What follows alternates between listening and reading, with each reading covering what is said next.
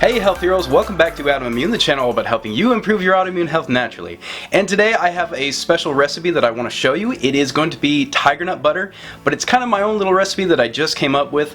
I was inspired by Michelle Spring's Instagram page, Thriving on Paleo. Definitely go check that out if you haven't already. Now, she was making it the traditional way by blending it with different oils and everything, and she kind of stumbled away to make it easier. Just basically with a fork, mix tiger nut flour with avocado oil. And I thought this was really genius. And I love seeing these little recipes that you can make just offhand to make things easier. Now, as you all know, I did the tiger nut butter taste test a while back with these little things. Yes, it is empty now. I did finish them, most of them anyway. Now, these are like $15 a bottle, jar, whatever you want to call it, and that's a little bit pricey. Like, that just doesn't really fit into my budget, and I don't think it's going to fit into most people's budgets.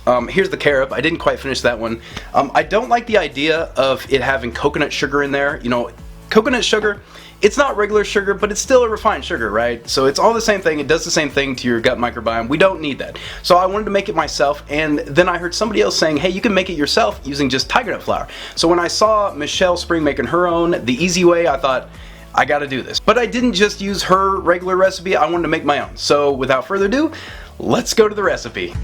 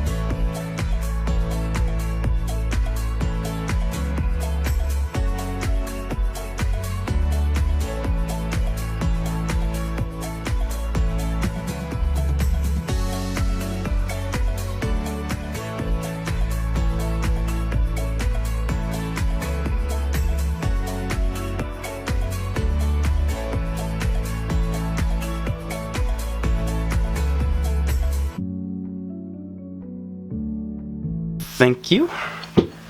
Alright, so let's go ahead and taste this. Yes, it does look very good. It does look just like the, tiger nut butter you get in the jar, you get from a store, or I don't know if anybody sells it in stores yet, but you can get it on Amazon or wherever, from a couple different companies. And I don't want to say that Roots isn't the way to go. They sent me this and they were very nice. Thank you for doing that. But this is just a more cost-effective way to go, okay? Let's just give this a try and see what it's like. Yeah, that's good. You can flavor this any way you like. I just added some sea salt and a little bit of cinnamon, but you could add more cinnamon and maybe honey if you want that really, I don't know, cinnamon honey flavor. That's what it's called. And actually, they do have a flavor from Roots, honey and cinnamon, and that was my favorite. So definitely go that route. You don't have to add the honey. Tiger nut does sort of have a sweetness all its own. Or you could add carob to it, like the Roots did too. Add a little bit of this. I'm actually going to try this in a little bit to see how it is. Okay, just went and made that actual carob coconut. What am I doing here? Tiger nut, carob powder, carob flavored tiger nut butter, whatever. Alright, it's basically Nutella, right? But unfortunately it just, it looks kind of like it, right? It looks right. It's sort of chocolatey looking, but it's not right. It doesn't taste good. It needs honey, it needs a sweetener, it's not sweet enough. I don't know. It doesn't work together. I don't know how Roots did it, but they made it work and it actually tasted pretty good. Probably because they put that coconut sugar in there. So, and I don't plan to do that, so I don't know, this is what we got. So I guess stick with honey and cinnamon or regular cinnamon. Do what you want, flavor it any way you like it, but I just don't need that. I think it's very good on its own.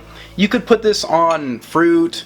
You could make your own, like, let's say like a granola bowl, AIP of course. Don't use any grains in it. If you have an idea of what I could use with this, let me know in the comments below. I would love to read that. I hope you try this and let me know how it is. Thanks for watching. See you next time.